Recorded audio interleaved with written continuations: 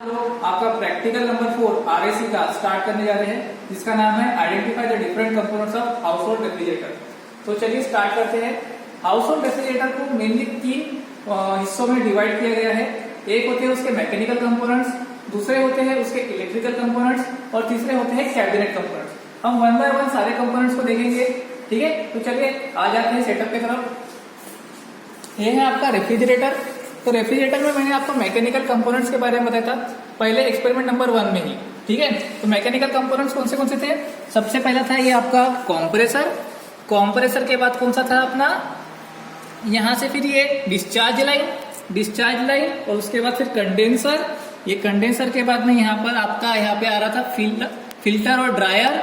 फिर उसके बाद आपने इवोपरेटर सेक्शन देखा था और इवोपरेटर सेक्शन के बाद में डिस्चार्ज सक्शन लाइन भी देखी थी, ठीक है। ये सारा का सारा हमने पहले प्रैक्टिकल में कवर कर लिया था। अब हम इसके इलेक्ट्रिकल कंपोनेंट्स के बारे में देखते हैं। तो ये इलेक्ट्रिकल कंपोनेंट्स में सबसे पहला ये आता है, इसको बोला जाता है ओवरलोड प्रोटेक्टर, मतलब OLP। ये है आपका OLP। इसका काम क्या होता है, ये लगा होता है कॉम्प्रेसर में। अगर मान लो आपके कॉम्प्रेसर के ऊपर एक्स्ट्रा लोड आ रहा है, एक्स्ट्रा वोल्टेज सप्लाई या फिर गैस की वजह से कुछ सप्लाई एक्स्ट्रा जा रहा है, तो ये क्या करेगा, उसको अपने ऊपर एब्जॉर्ब कर लेगा, मतलब आपके कॉम्प्रेसर के ऊपर ज्यादा से ज्यादा लोड नहीं जाने देगा। ये एज अ फ्यूज आपके कॉम्प्रेसर में काम करता है, ठीक है। तो ये होना बहुत ही ज्यादा जरूरी होता है आपके फ्रिज में। दूसरा जो कंपोनेंट है इलेक्ट्रिकल, ये है आपका रिले, ठीक है। ये है आपका रिले का काम क्या होता है, आपका जो कॉम्प्रेसर है उसमें 2 तरीके की वाइंडिंग्स होती है। सबसे पहली वाइंडिंग होती है स्टार्टिंग वाइंडिंग और दूसरा जो वाइंडिंग होता है वो है रनिंग वाइंडिंग। तो ये रिले क्या करेगा, एक साथ जैसे ही आपने फ्रिज चालू किया, एक साथ ये दोनों भी वाइंडिंग को क्या करेगा, एक्टिवेट कर देगा, ठीक है। तो रनिंग वाइंडिंग और स्टार्टिंग वाइंडिंग दोनों भी शुरू हो गई। तो क्या होगा, कुछ समय के बाद 15 सेकंड 20 सेकंड बोलो, जब आपका कॉम्प्रेसर पूरी अच्छी तरीके से चालू हो गया, तो ये क्या करेगा, स्टार्टिंग वाइंडिंग को डिस्कनेक्ट कर देगा।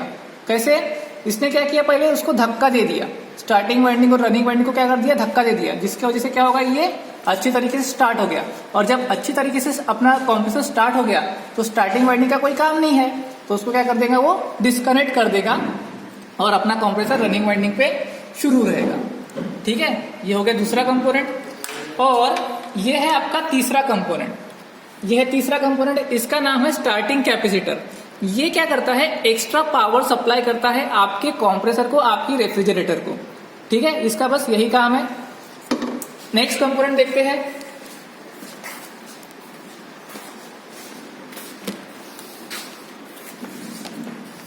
ये है आपका थर्मोस्टेट स्विच, ठीक है। थर्मोस्टेट स्विच कुछ इस प्रकार का दिखता है, ठीक है। इसका काम क्या होता है कि आपके कॉम्प्रेसर को कितना समय तक रन करना है, ये इसके ऊपर डिपेंड करता है। अब कैसे, आपने ये स्विच तो देखा ही होगा आपके फ्रिज में, आप इसको 1 पे 2 पे ऐसा कुछ तो भी सेट करते हो, है ना। इसको आप सेट करते हो, तो ये क्या करता है, ये सीधा जुड़ा होता है आपके कॉम्प्रेसर से। वो क्या करेगा, अगर आपने इसको 1 पे या 2 पे सेट कर लिया मान लो, तो क्या होगा, वो उतने समय के लिए आपके कॉम्प्रेसर को शुरू रखेगा।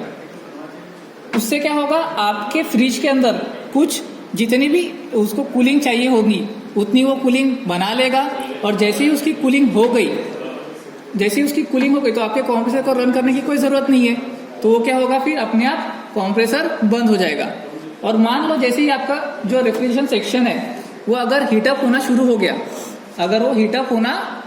गया, और आपको कॉम्प्रेसर को फिर से चालू करना है, तो वो फिर से इस स्विच के वजह से शुरू हो जाएगा, ठीक है। तो ये काम है आपके थर्मोस्टेट स्विच का। और लास्ट आपका इलेक्ट्रिकल कंपोनेंट है डोर स्विच। इसको डोर स्विच इसलिए कहा जाता है क्योंकि ये डोर से ऑपरेट होता है, आपका डोर बंद होने पे और चालू होने पे। जैसे ही आपने डोर को ओपन किया, तो आपके फ्रिज में एक बल्ब लगा होता है, वो बल्ब क्या होगा, जलेगा, शुरू होगा, ठीक है।